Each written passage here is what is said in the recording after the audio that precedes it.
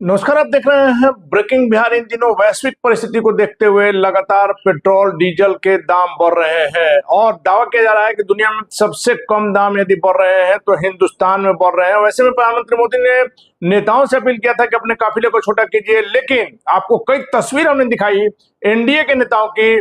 आप महागठबंधन के नेताओं की तो बात छोड़ दीजिए, तेजस्वी यादव का भी काफिला हमने दिखाया था किस प्रकार से अभी भी कोई कमी नहीं है।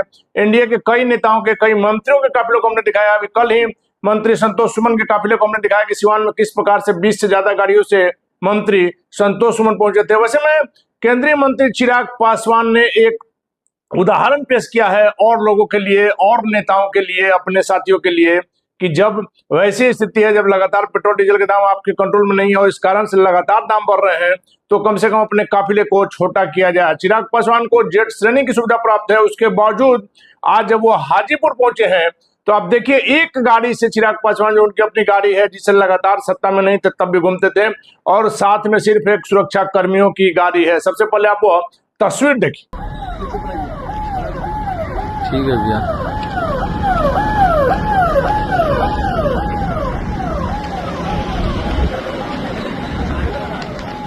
चला ना।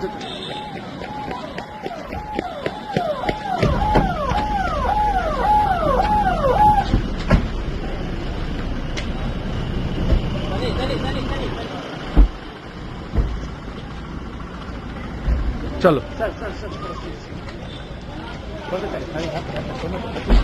आपने देखा किस प्रकार से चिराग पासवान ने सादगी का परिचय दिया है कि एक गाड़ी से हम घूम रहे हैं।